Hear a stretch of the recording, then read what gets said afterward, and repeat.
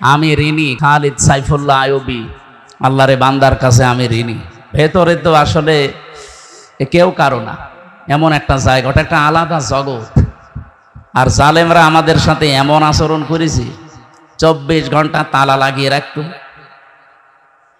এরপরে দিয়ে রেখেছে সিসি ক্যামেরা, বিশেষ করে আমারে আর মামুনুল হক রে। কেউ যেন আমাদের সাথে কথাও না বলে, দেখাও না।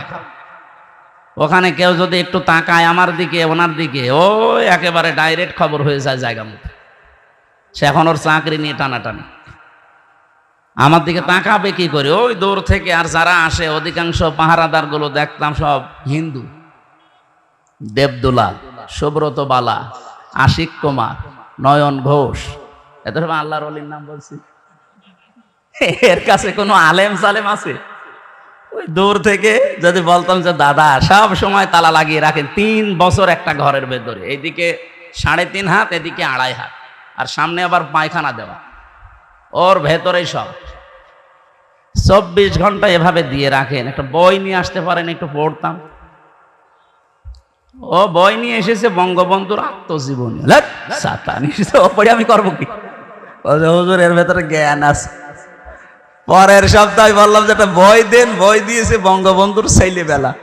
আচ্ছা, আপনি আর বই পান না? পরের সপ্তাহে বই নিয়ে এসেছে বঙ্গবন্ধুর চীন সফর। বললাম আপনার বই দেওয়ার দরকার নেই, কোন মুসলমান কারারক্ষী আমার ভাগে পড়ে কিনা দেখি। পড়লো আশরাফুল নামে একজন। ওরে বললাম আপনার এখানে তো নাম লেখা আছে, দেখে অন্তত বোঝা যাচ্ছে আপনার ঈমান আছে। আপনিও ওদের মতোই, কিন্তু আপনার ঈমান আছে। আপনার নাম যেহেতু আশরাফুল, আপনি এটিএম আজহারুল ইসলামের কাছে যাবেন, ওই বিল্ডিং এ আছে হিমেলে, বলবেন হামজা বই চেয়েছে, দেখবেন বই কারে বলে উনি দেবে। আল্লাহর বান্দা আমার প্রায় অনেকগুলো বই পাঠিয়েছিল, প্রোডাক্টিভ মুসলিম। এই বইটা আমার মনে হয় প্রত্যেকের পড়া দরকার, একবার জীবন পরিচ্ছন্ন হয়ে যাবে ইনশাআল্লাহ। এরপরে পাঠিয়েছিল তাফসিরে ফি জিলালিল কোরআন, তাফসিরে তাফহিমুল কোরআন, তাফসিরে ইবনে কাসির, তাফসিরে মারিফুল কোরআন। এইগুলো উনি পাঠিয়েছিল, কারণ উনি আছে আজ 13 বছর। আল্লাহর বিভিন্ন বান্দারা গিয়েছে, বিদায় নিয়েছে, ওনার কাছে বই রেখে গিয়েছিল, তাফসির রেখে গিয়েছিল। আল্লামা সাঈদীর যত বই সব ওনার কাছে ছিল। মাওলানা মতিউর রহমান নিজামী রহমতুল্লাহ আলাইহির যত বই, শহীদ আব্দুল কাদের মোল্লার যত বই সব ওনার কাছে দিয়েছিল। এই জন্য আল্লাহর বান্দা বাড়ি ঘর, মানে ঘরটা পুরা লাইব্রেরি, 300-র উপরে প্রায় বই আছে। এই 3টা বছর যেহেতু আলেমদের সাথে ছিলাম, বিশেষ করে সাকাত হোসেন রাজি সাহেব, ওনার কাছে আমি আরো বেশি ঋণী। আরবি গ্রামারটা আমিও কওমি মাদ্রাসায় পড়া, আমি শর্ট কোর্সে দাওরা করেছিলাম, কিন্তু আমার এই আলিয়া মাদ্রাসায় কামেল করতে যে, অনার্স মাস্টার্স করতে যে, বিশ্ববিদ্যালয়ে এদিকে পিএইচডির এই চিন্তা ভাবনায় যে, এদিকে আমার আর সময় দেওয়া হতো না। আস্তে আস্তে জানা জিনিসও ভুলে যেতাম। তো 3টা বছর আল্লাহ এমন একটা সময় তৈরি করে দিয়েছিলেন, ফাঁসির কন্ডেম সেলের ভেতরে, আর উনি আর আমি পাশাপাশি রুমে। ওনার কাছে আমি অনেক ঝালাই করে নিয়েছিলাম। আল্লাহর বান্দা রাজি সাহেবকে আল্লাহ যেন কবুল করেন। বাড়ি মনে হয় কুমিল্লার সন্তান, ফজলুল হক আমিনী রহমতুল্লাহ আলাইহির জামাতা উনি। সম্মানিত ভাইরা, আমার শরীর এখনো পর্যন্ত স্বাভাবিক হয়নি, কারণ ভেতরে ওরা এমন কিছু করেছে, আমার মাঝে মাঝে এখনো পর্যন্ত এলোমেলো হয়ে যায়। এই যে 8-10 দিন ছিলাম আমি ভেতরে হাসপাতালে, এই সাইডটা ডাক্তাররা বলছে, আমি সিঙ্গাপুরে, মালয়েশিয়া, থাইল্যান্ডে, ইন্দোনেশিয়া অনেকগুলো দেশে ঘুরলাম, যেখানে যেখানে দেখিয়েছি ওরা বলে এই সাইডটা একটু সমস্যা হয়ে এখনো আছে, কিন্তু সময় লাগবে স্বাভাবিক হতে। আপনি রাত জাগবেন না, সর্বোচ্চ রাত 10টা 10:30টায় ঘুমিয়ে পড়বেন, কিন্তু এই মাহফিলের জগতে এসে মানুষ কথা শুনবে। এরা আসলে তোলে রাত 10টা 11টা 12টায়। কালকে 11:30 12টার সময় আমি নেমেছি। একটা কথা হইলো, আপনারা এত বলি যে 9টায় তুলে দেবেন, আমি 1 ঘন্টা 10-15 মিনিট কথা বলি, আমারে নামিয়ে দেবেন, আমি যেন 10টা 10:30টায় ঘুমিয়ে পড়তে পারি।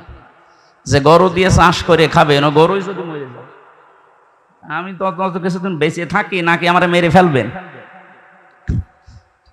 আমার রিমান্ডে প্রথম নিয়ে যে টর্চার করেছে, আমার জীবনে ভোলার মতো না। এইরকম একটা চেয়ারে বসিয়ে এই হাতের সাথে ক্লিপ লাগিয়ে দিয়েছে।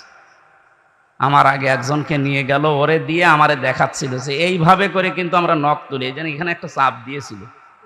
আর 4.5 বছর চলছে, এখনো মিলিয়ে যায়নি। আমার আগে যারে নিয়ে গেল, ভালো মানুষ নিয়ে গেল, আসার সময় দেখছে ও মা গো বাবা গো ওরে চিৎকার করছে। এই জায়গায় এরকম চেয়ারের সাথে ক্লিপ লাগায়, হাতের সাথে গলার সাথে একটা বেড লাগিয়ে দেয়, মাথায় একটা টুপি পরিয়ে দেয় কালো, পেছনে তো হাত বাঁধা, ডান্ডা বেড়ি দেওয়া, মাজায় দড়ি টাঙিয়ে রাখে, একটা মেশিন আছে সে শুধু হাতের কাছে পায়ের কাছে ধরে, একেবারে মাপ দেওয়া, শুধু একটা টিপ দেবে একবারে নখগুলো সব খুলে চলে আসবে। আরে নখ খুলে আসলেও যদি ছেড়ে দেয় তাও তো বাঁচা যায়, লবণ ছিটিয়ে দেয়। মুফতি ফখরুল ইসলাম ভাই আমার সাথে ছিল, মাঝে মাঝে আমারে বলতো, হামজা এই যে মানুষ শুয়ে থাকে এটা যে কত বড় নিয়ামত আমি টের পেয়েছি। ওরা আমারে মাটির নিচে নিয়ে প্রথম দিকে এই পায়ের ভেতরে হাত দিয়ে লোহার ব্যারিকেড আছে সামনে, এর সাথে শিকল লাগিয়ে দেয়। 24 ঘন্টা একটা মানুষ এভাবে বসে থাকতে পারে? শুধু নাম শুনেছিলাম আমেরিকার ওই কারাগারে, কিন্তু বাস্তবে আমরা কিছু কিছু, আমার বিশেষ করে আমি এই আয়না ঘরে যখন ছিলাম প্রথম 10 দিন, আমি নিজে টের পেয়েছি যে মানুষের উপরে মানুষ এরকম অত্যাচারও করতে পারে। আর আমার এই কথাগুলো চিন্তা হয়, দেখি, আর মাঝে মাঝে মনে হয় যে এখনো যারা জালেমের পক্ষে সাফাই গায় ওরা কি মানুষ? বলে কি করেছে আপা আছে ওনার পালিয়ে চলে যাওয়া লাগবে, কি করেছে আপনার সাথে তো করেনি। আপনার বাবারা যদি এভাবে 8 বছর ব্যারিস্টার আরমানের মতো আয়না ঘরে রেখে দিত তখন আপনি বুঝতেন যে কি করেছে। আপনি চিন্তা করতে পারেন একটা মানুষ 8 বছর 10 বছর একটা ঘরের ভেতরে শিকল পায়ে বাঁধা বসে আছে, ও জানে না যে ওর নাম কি, ও ভুলে গেছে, কারণ 10 বছর ওকে কেউ ডাকে না। আমার পাশের ছেলে যে ছিল মনে হয় 7 বছর ছিল, ওর জিজ্ঞাসা করছে তোমার নাম কি, আমার দিকে আনমনা হয়ে তাকাচ্ছে, মনে হয় ওর নামও ভুলে গেছে, কারণ ওরা কেউ ডাকে না, ওর কাছে যায় না, ওর নামই জানে না। এ কোন বছর চলছে ওর জানা নেই, এটা কোন মাস চলছে ও জানে না, এখন যে কিসের নামাজ পড়বে ও তাও জানে না, কারণ নামাজের সময় আমি নিজেও জানি না, আমি নিজে নামাজ পড়েছি আন্দাজে। 4 ওয়াক্ত নামাজে আমি পোড়াটা টাঙানো ছিলাম একেবারে মাজায় দড়ি দিয়ে সৈন্যের উপরে, আমি জানি না যে এখন কি নামাজ চলছে না কি চলছে। এমন এক ভয়ঙ্কর মাটির নিচে ঘর, দুনিয়ার কোনো আওয়াজ নেই, একেবারে আস্ত একটা কবর। চা নিয়ে এসেছেন?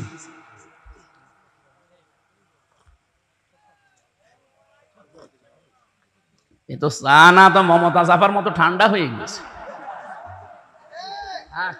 যা দিয়েছে তাই ভালো। এখানে আসা যাবে না ভাই, একটু বসেন। এই জন্য শরীরও যেহেতু ভালো না, রাত জাগাও নিষেধ। আমি ওস্তাদের জন্য অপেক্ষা করছিলাম অনেকক্ষণ, আমারে দাওয়াত দেওয়ার সময় বলেছিল রাত 9টা থেকে 10টা 1 ঘন্টা, আমি সেই আশায় বসেছিলাম, কিন্তু ওনার মনে হয় অনুষ্ঠান ছিল, আসতে দেরি হয়ে গেছে। এই জন্য আমি একটু বেয়াদবি হয়ে গেল, আমি কুষ্টিয়ায় যে ফজর পড়বো, আমার কালকে অনুষ্ঠান আছে, প্রোগ্রাম আছে, এই কারণে আমরা 45 মিনিট মতো একটু কথা বলি আয়াতটা নিয়ে, এরপরে ওস্তাদ আপনাদের সামনে তাফসীর আকারে হাদিস দিয়ে কোরআন দিয়ে কথা বলবে ইনশাআল্লাহ। আমরা যেহেতু কোরআনে কারিমের কথা শোনার জন্য এসেছি, আর মান ক্বালা বিহি সাদাকা, যারা কোরআন দিয়ে কথা বলে এরা সত্য কথা বলে।